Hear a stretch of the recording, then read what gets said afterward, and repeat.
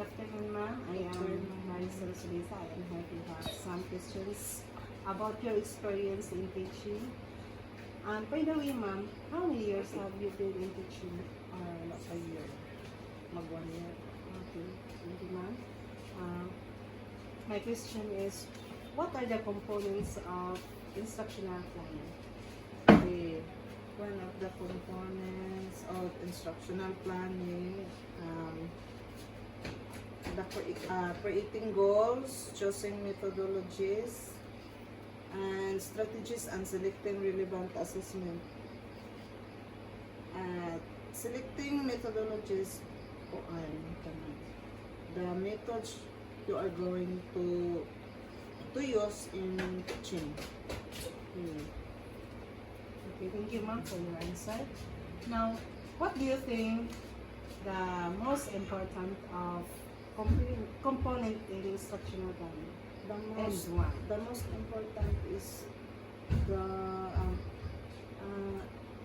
selecting or choosing or finding objectives of the lesson, because it is the objectives where you were used in pupils of what you have mastered. And then another is the assessment and evaluation, and then the instructional activities that you are going to use that is suited to the objectives that you are using. Okay, ma'am, thank you for your experience and thanks for the opportunity that you give interview for this afternoon. And that's all. Good afternoon, ma'am. I am Italian, and I am here to interview you about your experience in teaching. So, by the way, ma'am, how many years have you been in teaching? Okay, I've been teaching 3 years in a private school, and I've been teaching almost 5 years at the DepEd. And what are the components of instructional planning? Okay, in my own experience, the components of instructional planning are the learning objectives, the assessment, and the activities.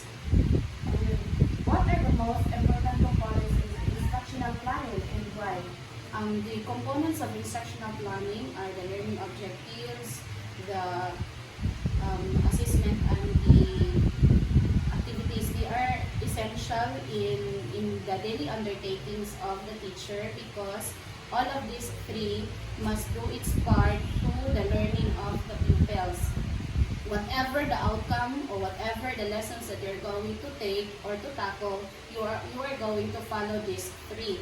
Most importantly, the learning objectives must fit to the learning or the level of understanding of your pupils, and as well as the activities and the assessment even must also fit to the skills of your pupils. So that's all, ma'am. Thank you for your time for giving me interview about your experience. Okay, it's my pleasure to answer all your queries about the teaching. Good afternoon, ma'am. By the way, ma'am, I am Marisol Sulisa. I am here to have an interview about your experience in teaching. By the way, ma'am, how many years have you been in teaching? So I've been in teaching field for 8 years now. So I taught, when I was in college, I tutor students, elementary, high school, and even college. And then I had an experience in high school and also in college. Thank you, ma'am. Then, what are the components of instructional planning? Okay, so instructional planning is very salient here because we are teachers and we are to teach our students, and to teach them we have to plan our instruction to give them the best or better quality of education. So for that, the components of the instructional material, number one, we have creating goals. We have to plan. We can we will align our topic with the curriculum given or set by the head or by our head or by the head of the school. For college, we use CHED. For the high school, elementary, the head. So we have to create our topic must be aligned with that, our competency. Then from that, when our topic, when we have the topic, we will also align our methodologies. That's the second component, the methodologies. How are we going to teach the topic? Say for example, if our topic is, say for example, in science elementary, like we are to teach matter for elementary. So we will teach about solid, liquid, gas, naman na topic no? Okay. So, by that, how are you going to teach that is, say for example, you will ask students to identify solids and liquids in the school, in their house, because we have to contextualize. So they can really relate our lesson if it has relevance to their life. So in the school, they will ask also from in the mall, in the Isano. So from that, students can identify the solids, liquids, and gas. Then next to methodologies is aside from methodologies, also we have also the strategy. When you say strategy, how are you, aside from how you teach, yeah, it has a relationship of how you teach, but it's more on being artistic in how you teach. Like problem-based, we have other strategies. We have problem-based, wherein we will give a problem to them and then they will solve. So say for example, you're teaching again our topic solids, liquids, and gas. So you will lay an ice onto them, or even an ice candy, and then you will ask, oh, what is ice candy? Is it solid or liquid? They will say, solid, mom. Okay. No, I wonder if I can turn this solid into liquid. Okay, so maybe the students will answer, mom, butang in tubig. Okay, so that it will turn into liquid. And then, mom, just let it stay for how many minutes? Then it will turn. Yes. So the students are being creative in answering your question. And they were right. You have to put heat on it so that it will turn into liquid. Okay, and so the strategies, so be the art of teaching your topic to them, and then other components. So after now, so we have create goal, then we have methodologies or strategies, and then we have to assess. So assess because that's for our end, for the teachers, then you will know that you've done your part and you did well, because from their assessment they were able to get a high score.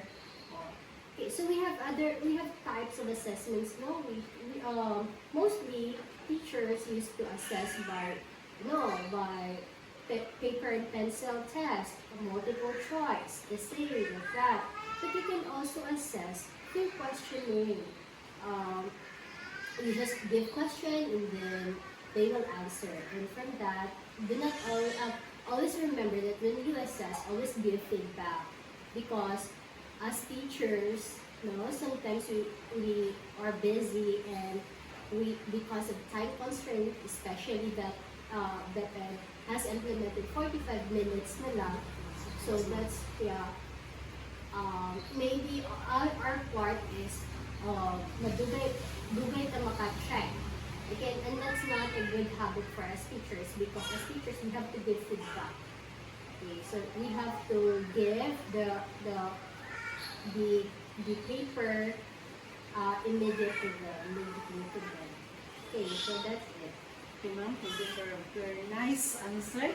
Now, ma'am, this, as you said earlier, that you have experience for almost 8 years. Now, what is the most important of component instructional plan and why?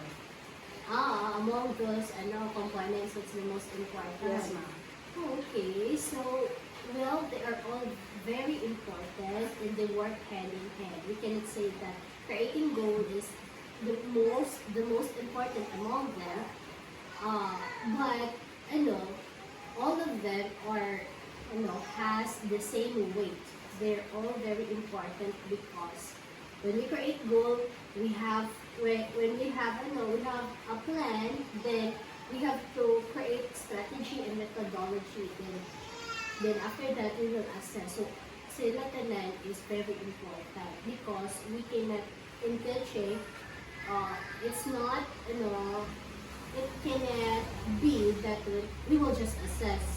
We will just give a quiz. Okay, so it's not. So we have to follow those. We have to plan our resort. It must be aligned to the competency or to the CG given to us. Then after that, we will plan our methodology and our strategy. Would it be problem-based and theory-based? We have lots of strategies. Even contextualizing your lesson, that's a strategy already. Then after that, you assess. So all, lahat na important. Okay, ma'am. Thank you, ma'am. And thanks for the opportunity that we are going to interview this afternoon. And that's all, ma'am. Okay, so thank you also, and I hope that you will not forget that those are the resilient teachers in teaching. We have to climb and then up until we assess. That's why in our lesson plan, tama dyan na siya sa assessment. Kasi sila talagang important. Thank you.